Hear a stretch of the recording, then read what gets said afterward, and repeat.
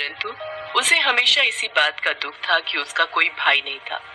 एक दिन सेठ जी की सबसे बड़ी बहू ने अपनी देवरानियों से कहा, घर लीपने के लिए पीली मिट्टी लानी है, तुम सब मेरे साथ चलो। सभी बहुएं टोकरी और खुरपी लेकर मिट्टी खोदने चल पड़ती हैं। सभी बहुएं मिट्टी खोद रही थी, तभी वहां एक सांप निकला, जिसे देख बड़ी बहू डर गई और उस सांप को खुरपी से मारने की कोशिश करने लगी। ये देखकर छोटी बहू ने उस सांप को मारने से रोक लिया। भाभी, इसे छोड़ दो, इसे मत मारो, ये हमें कुछ नहीं कहेगा।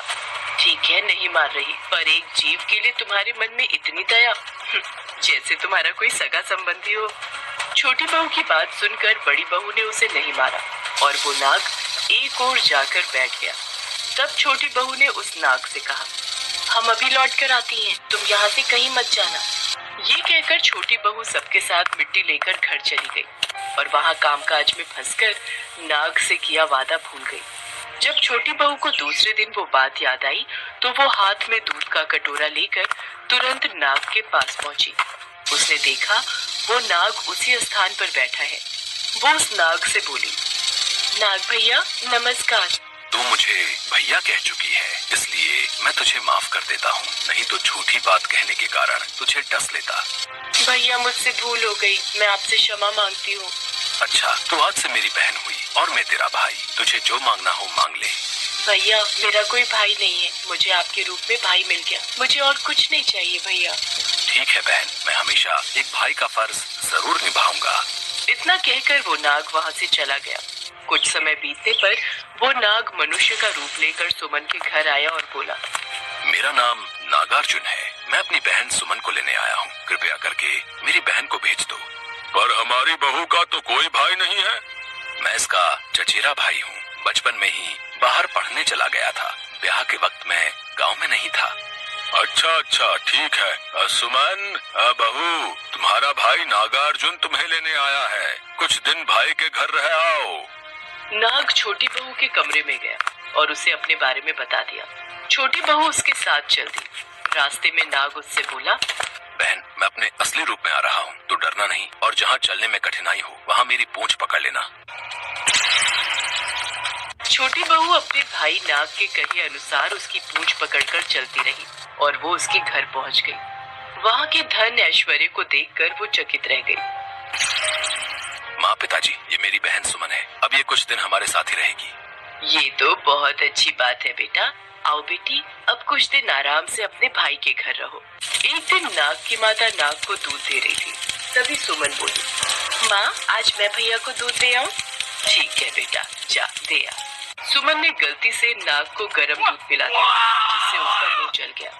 सुमन, तुमने ये क्या किया? तुम जानती भी हो तुम्हारा भाई नाग गर्म दूध नहीं पी सकता। देखो, गर्म दूध पीने से बेचारे का मुंह जल गया। मुझसे बड़ी भारी भूल हो गई माँ। कोई बात नहीं बहन, तुम्हें कहाँ पता था कि मैं गर्म दूध नहीं पीता। कोई बात नहीं बेटी, अब तुम उदास मत हो। ऐसे ही कुछ दिन मायके में रहने के बाद नाग और उसके माता पिता ने सुमन को बहुत सा सोना, चांदी, जवाहरात, वस्त्र, आभूषण आदि देकर उसके घर पहुंचा दिया।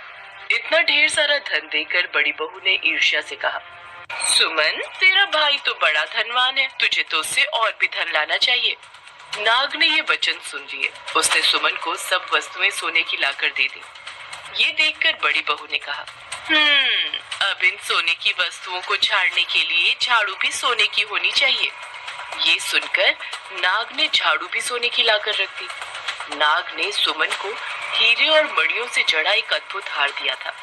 उसकी प्रशंसा उस देश की रानी ने भी सुनी और वो राजा से बोली, महाराज, हमारी दासी ने बताया है, नगर के सेठ की छोटी बहू सुमन के पास हीरे मणियों से जड़ा एक हार है। हमें वो हार चाहिए, नहीं तो हम आपसे बात नहीं करेंगे। सैनिकों, जाओ और नगर सेठ से वो हार लेकर शीघ्र उपस्थित हो। सैनिकों और मंत्रियों को देखकर सेठ डर गया और डर के कारण सेठ ने छोटी बहू सुमन से हार मंगाकर सैनिकों को दे दिया। सुमन को ये बात बहुत बुरी लगी। उसने अपने नाग भाई को याद किया तो नाग वहाँ प्रकट हुआ। भैया, रानी ने आपका दिया हार छीन लिया है, वो हार मुझे अति प्रिय था। घबराओ नहीं बहन, रानी तुम्हारा हार नहीं पहनेगी। जैसे ही रानी ने हार पहना, वैसे ही वो गले में नाग बन गया। ये देखकर रानी चीख पड़ी और रोने लगी। उसने हार को नाग समझकर उतार फेंका। राजा ने सुमन को सेठ के साथ अपने महल में बुलाया और बोला, तूने क्या जादू किया है? मैं तुझे इस अपराध के लिए कठोर दंड दूंगा। राजन, मुझे क्षमा कीजिए। ये हार ही ऐसा है कि मेरे गले में हीरो और मणियों का रहता है और दूसरे के गले में सर्प बन जाता है। यदि तुम सच बोल रही हो तो इस हार को अभी पहन कर दिखाओ। सुमन ने जैसे ही हार पहना वैसे वो हीरो मणियों का हो गया। ये देखकर राजा को विश्वास हो गया और उसने प्रसन्न होकर सुमन को ढेर सारी मुद्राएं पुरस्कार में दी। छोटी बहू घर लौट आई। उसके धन को देखकर बड़ी बहू ने ईर्ष्या के कारण उसके पति से कहा, देवर जी, बुरा न मानो तो एक बात कहूँ। हाँ भाभी, बोलो, क्या बात है? देवरानी जी का कोई भाई नहीं था, अचानक से भाई पैदा हो गया और उसने अपनी प्यारी बहन को इतने धन दौलत देकर विदा किया। बात कुछ हजम नहीं हुई। बड़ी बहू ने अपने देवर को अपनी देवरानी सुमन के लिए बहुत अच्छे से भड़का दिया था, पर तभी सुमन भी वहाँ आ जाती है और सारी बातें सुन लेती है।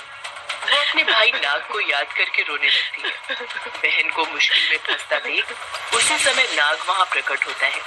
उसे देखकर सब लोग डर जाते हैं। जो मेरी बहन के आचरण पर संदेह करेगा, मैं उसे डस लूंगा।